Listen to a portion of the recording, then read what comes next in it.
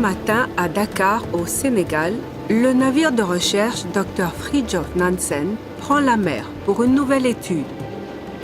Le navire est géré par l'Institut norvégien de recherche marine sous la direction de l'Organisation des Nations Unies pour l'alimentation et l'agriculture. Sa mission est de rassembler et d'analyser des données et des échantillons afin de renforcer les connaissances nécessaires pour la mise en œuvre d'une approche écosystémique de la gestion des pêches en Afrique du Nord-Ouest. Depuis 1975, ce navire et le prédécesseur qui portait le même nom ont mené des recherches couvrant un nombre de milles correspondant à environ 60 fois la distance autour du globe. Dans les dernières décennies, l'épuisement des stocks de poissons marins s'est révélé effréné, avec un impact négatif croissant sur l'ensemble du secteur de la pêche.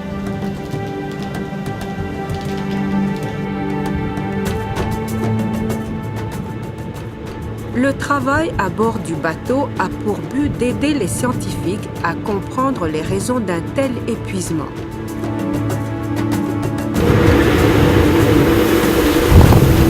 Pour effectuer son étude, le navire se déplace le long de transects linéaires définis perpendiculairement à la côte.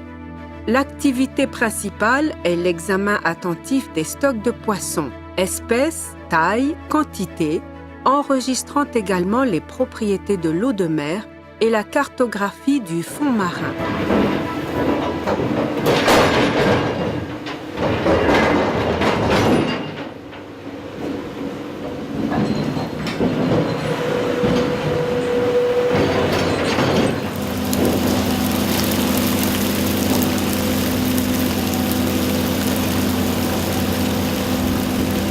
Pour ces recherches, le navire Nansen possède un équipement moderne et sophistiqué pour travailler dans toutes les conditions, 24 heures sur 24. L'objectif est de mesurer les changements qui se produisent dans l'océan. Connaissances, données et informations sont recueillies afin de permettre aux administrations des pêches de prendre les mesures appropriées pour mettre fin au déclin des ressources halieutiques.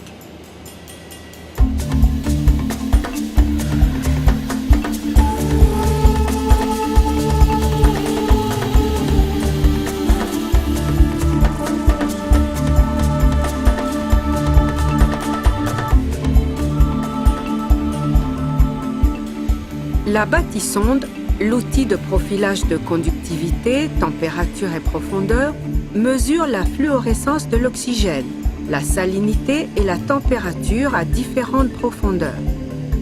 Depuis 1993, il a été utilisé presque 22 000 fois, chiffre révélateur de la quantité de données recueillies pour la compréhension globale de la relation entre les conditions de l'eau et la population de poissons.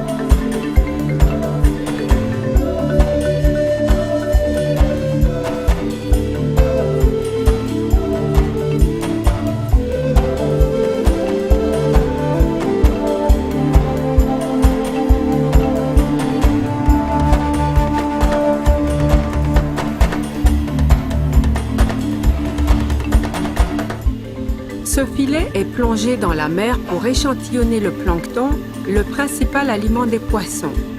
Il est utilisé en association avec la bâtissonde lorsque le navire est à l'arrêt.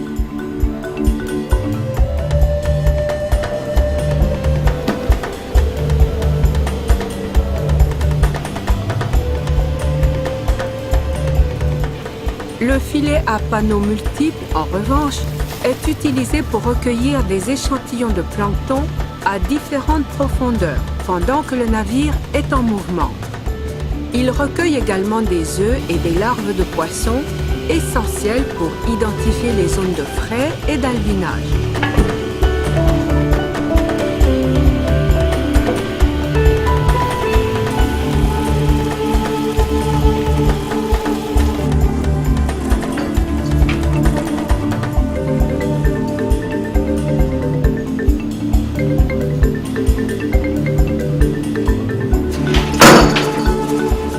Le traîneau benthique est remorqué pour recueillir les sédiments du fond marin. Les sédiments sont pleins de micro-organismes vivants et de petits mollusques.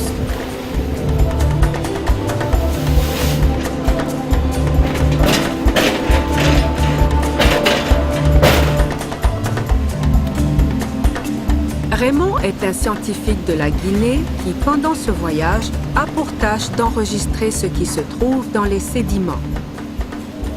La faune aquatique comprend les êtres pélagiques, démersales et les êtres de fond. Donc, ces invertébrés ont une importance très primordiale ici. Parce que sans eux, on ne peut pas juger l'état de conservation de l'habitat. Donc, c'est ça l'importance.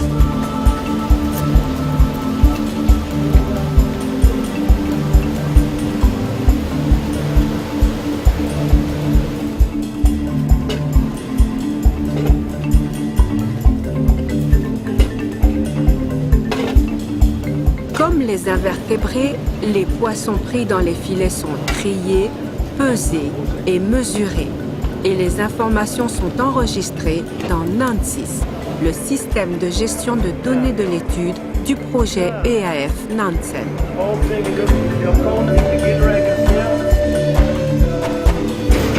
Les poissons ne respectent pas les frontières. Ils vont là où l'habitat et la nourriture sont adaptés à leurs besoins.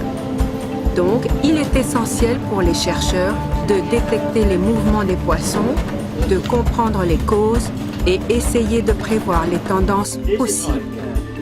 Lors de ces recherches, parfois, de nouvelles espèces sont rencontrées. En 2007, par exemple, un nouveau type de rouget, découvert dans les eaux du Mozambique, a été officiellement nommé Parupeneus nansen. Tous les scientifiques qui embarquent pour la première fois reçoivent une orientation et une formation sur les procédures des études Nansen, y compris la saisie des données et l'analyse. Et quand l'équipement sophistiqué a fait son travail, c'est l'heure de la créativité scientifique individuelle. Pour améliorer les connaissances, toute méthode peut être utile. Au cours de ces 2 dernières années, on compte plus de 2000 présences de scientifiques, de techniciens et de stagiaires venus de toute l'Afrique pour les recherches Nansen. Beaucoup d'entre eux ont participé plus d'une fois, mais cela reste un nombre considérable. L'un des objectifs principaux de ce projet est en effet le renforcement des capacités des scientifiques nationaux. Nous sommes ici à bord du navire de recherche de l'Institut sénégalais de recherche agricole, le navire ITAFDEM. Et à ce niveau, on doit dire que le Fridtjof Nansen a contribué largement, disons, dans cette mesure, pour avoir, pour une bonne partie, disons, des scientifiques de la région.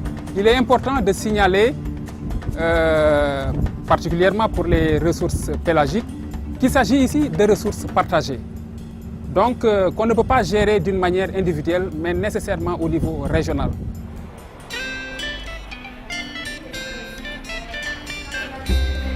À la fin d'une campagne de recherche, les scientifiques de la région se réunissent pour discuter des données et des informations recueillies. Il s'agit d'une activité importante du projet EAF Nansen.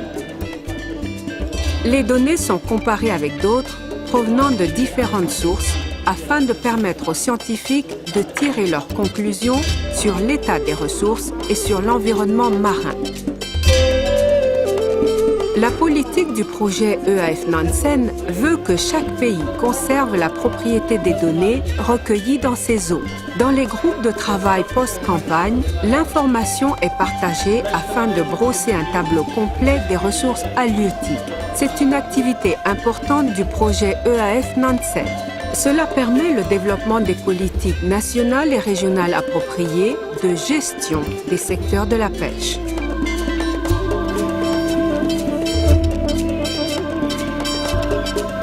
Le but ultime de ces recherches est d'assurer la durabilité des ressources marines afin de contribuer à l'amélioration des conditions humaines.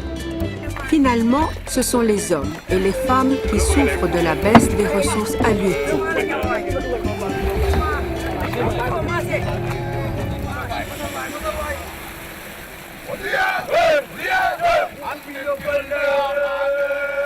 Du changement climatique dans l'écosystème du courant des Canaries, la tendance est à une augmentation de la température de mer. Les phénomènes qu'on a déjà observés, c'est qu'il y a un mouvement des populations de certaines espèces. Il va de soi qu'avec ce réchauffement climatique, il y a une baisse de la productivité qui a une conséquence sur la disponibilité du poisson, notamment des poissons pélagiques côtiers, qui sont les poissons les plus accessibles aux populations et qui ont des conséquences socio-économiques très néfastes pour les populations. Et ça va générer une malnutrition et ça va faire aussi des pertes de revenus pour les pêcheurs. Actuellement, nous avons un écosystème du courant des Canaries qui est assez productif, qui procure des biens et des services qu'il s'agit de sauvegarder. Parce que nous avons affaire là à des ressources marines vivantes, mais renouvelables. Si on les gère correctement, on doit pouvoir en faire bénéficier les générations actuelles et les générations futures. En conséquence, l'aspect recherche, le suivi scientifique de ces ressources est indispensable en dotant les instituts de recherche de moyens et de capacités pour pouvoir les évaluer et les suivre et donner des avis scientifiques qui seraient à la source des mesures d'aménagement adoptées par les gouvernements.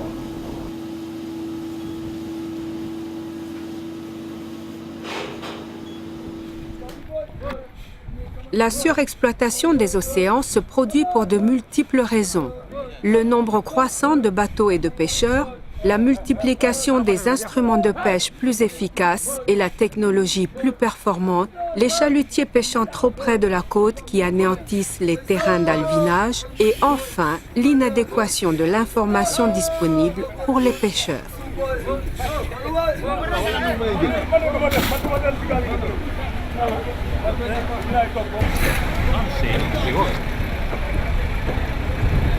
Le poisson peut être une ressource durable à la fois comme aliment et comme source fiable de revenus pour les pêcheurs, les transformateurs et les commerçants. En Afrique, comme partout ailleurs dans le monde, des millions de personnes vivent du poisson et des fruits de mer. Et cette demande croît d'année en année.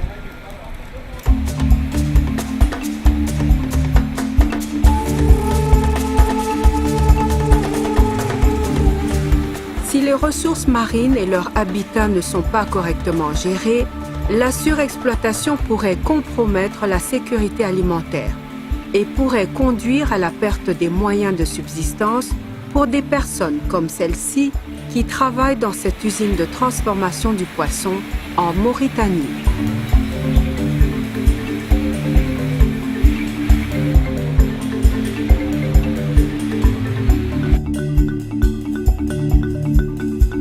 De nombreux pays en développement ne sont pas suffisamment équipés pour gérer de manière durable leur secteur de pêche et pour surveiller leurs eaux territoriales. Le projet Nansen s'emploie à fournir certaines données et informations essentielles qui peuvent donner au pays la possibilité de prendre les bonnes décisions et d'effectuer les actions visant à prévenir, arrêter ou inverser le déclin des ressources halieutiques. La première solution que l'État a envisagée pour régler le problème, c'est d'abord de suspendre les licences de pêche qui ont été octroyées aux pêcheries étrangères industrielles. Une autre solution que l'État a envisagée depuis longtemps, c'est d'organiser les pêcheurs eux-mêmes en comités locaux selon leur localité, dans leur propre localité. En quelque sorte que ces pêcheurs se prennent en charge et sachent que la pérennité de la ressource dépendra de la gestion dont ils en font.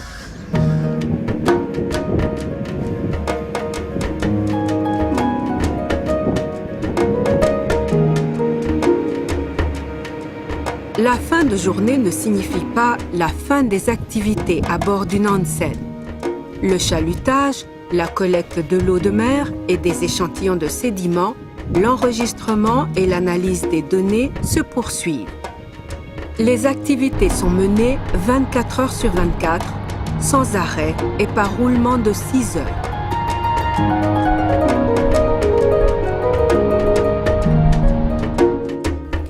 The initial objectives of the project were to identify unexploited resources on which independent developing nations could build their fisheries on. But the program objectives have been developing with evolving needs. And today, more emphasis is being put to resources within a broader ecosystem context. The next steps of the projects are probably its most vital and challenging ones. Charting the effects of climate change on marine resources and ecosystems will be fundamental if we want to help keeping the oceans healthy and to continue to be an important source of food and livelihoods for millions of people and for future generations.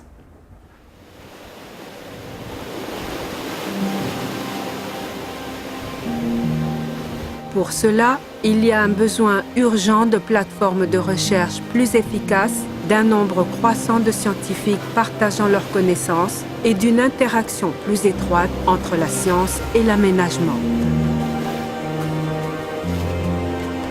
Alors que le navire de recherche Nansen poursuit son voyage, il est confronté à un nouveau jour avec de nouvelles incertitudes.